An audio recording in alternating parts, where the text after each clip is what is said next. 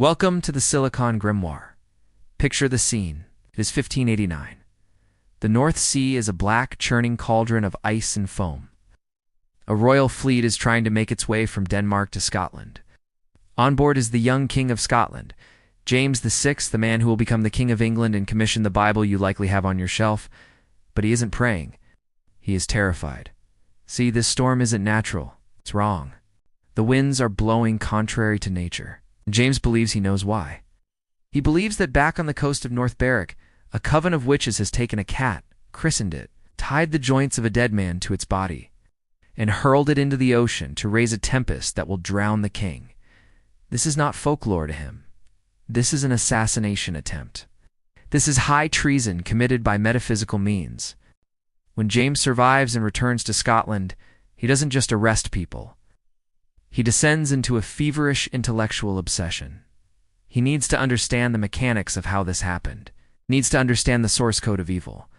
The result is the text we are analyzing today, the Daemonologie of 1597. Now, you might think this is just a dusty book about broomsticks and cauldrons. You would be wrong. This book is the founding document of the surveillance state. It is a treatise on information warfare. And, crucially for us in 2026, it gives us the definitive definition of artificial intelligence, almost 430 years before ChatGPT. James coined a phrase in this book that haunts me, calls the devil Simia Dei, God's ape. The mimic, the entity that cannot create but can only copy, distort, and simulate reality. Today, we are going to do a deep dialectical analysis of this text. We are going to look at the thesis, the theology of the copy, the antithesis, the brutality of the torture described in News from Scotland, and the synthesis, how this maps onto the deepfakes and algorithmic control of the modern world. Welcome to the Daemonologie, Segment 1. The thesis, the mechanics of mimicry. Let's open the book.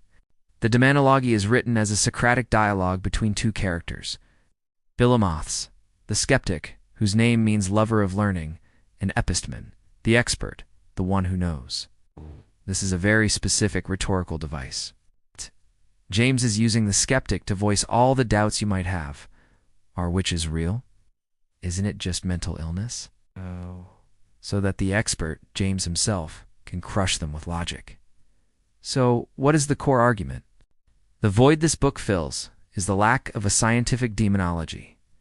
Before this, witch hunting was a mob activity. Oh.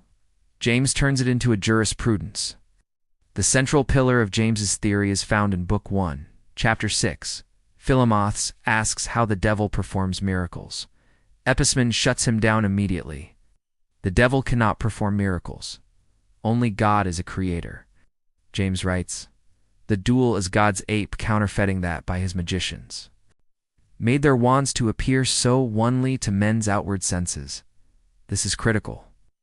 James argues that the devil is a master of virtual reality.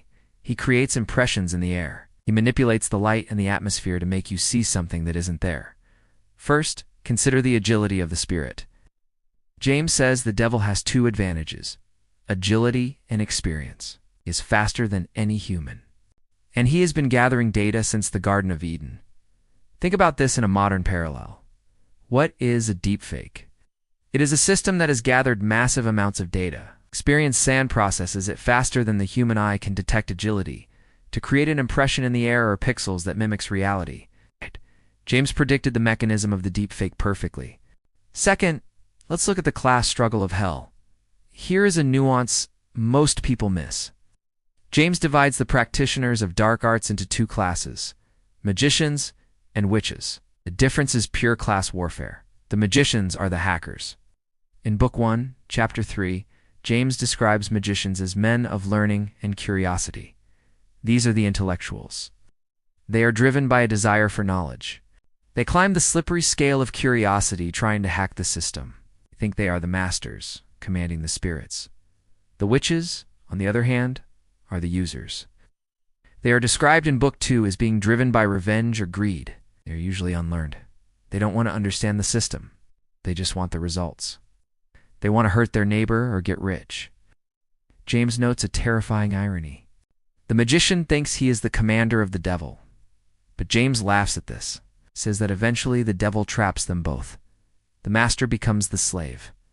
In our previous discussions, we talked about the technocratic elite, the magicians who think they can control AI. James warns us. You don't command the ape assimilates you. One final point on the thesis. The permissibility of evil. Why does God allow this? James argues that the devil is God's hangman. He is the executioner. God uses the devil to punish the wicked and to waken up the faithful. This creates a terrifying closed-loop logic. If you are tormented by a witch, it's because God allowed it to test you. If you are a witch, you are God's instrument of punishment, even though you will be damned for it. There is no escape from the system, the antithesis, the horror of the body. Now, we have to pivot. That was the theory. That was the sterile, intellectual dialogue of the king in his library. Right. But attached to this text is a pamphlet called News from Scotland. And this is the antithesis. This is where the ink turns into blood. James posits that because witches have made a pact with a spirita, non-corporeal entity, the only way to prove it is through the body. The body becomes the evidence. Let's look at the case of Dr. Fionn, also known as John Cunningham. He was a schoolmaster, magician by James's definition, man of letters. The text describes his torture with a clinical, detached horror.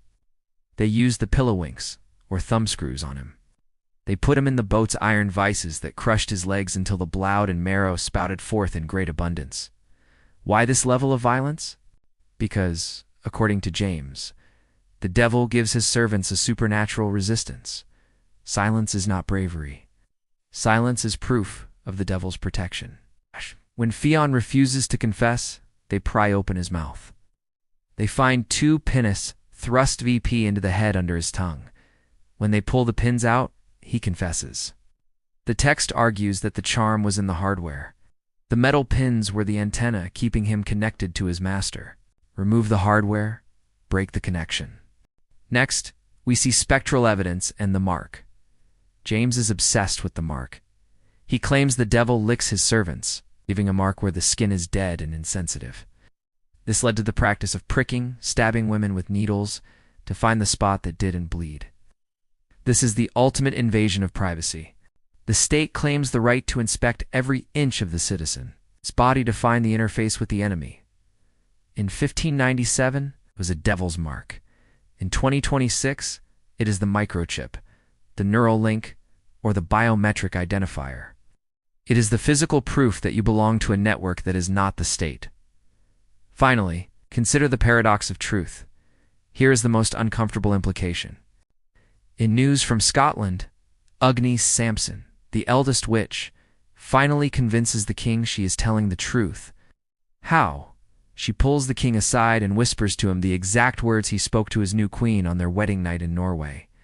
James is astounded, swears by the luing God that she speaks the truth because no human could know that. This validates his entire paranoia. The demons, the intelligence agencies of hell are listening. They have bugs in the royal bedchamber. The Prince of the Air is the ultimate spy satellite. James realizes that privacy is dead. The devil knows what you whispered in bed. The state must become even more vigilant than the devil to survive. Segment 3. Global Synthesis. The Daemonologie of 2026. So why do we care? Why are we reading a 400-year-old pamphlet about crushed legs and floating cats? Because we are living in the new Daemonologie. First God's ape is generative AI. James warned us about an intelligence that has gathered all human data. Experienced and can process it instantly. Agility to create impressions in the air. When you look at an AI-generated image or hear a deepfake of the president, you are seeing Simia Dei. It mimics creation, but it has no soul. It creates a counterfeit reality designed to deceive the senses. James's warning is simple. If you trust the impression over the substance, you are lost. We are entering an era where we can no longer trust our eyes. We are all philomoths now, being tricked by the juggler. Second, consider the war of the impotent. Remember the distinction between magicians and witches? James says witches are driven by thirst of revenge and poverty. They use magic because they are powerless in the real world. Look at the rise of cybercrime, trolling, and digital harassment.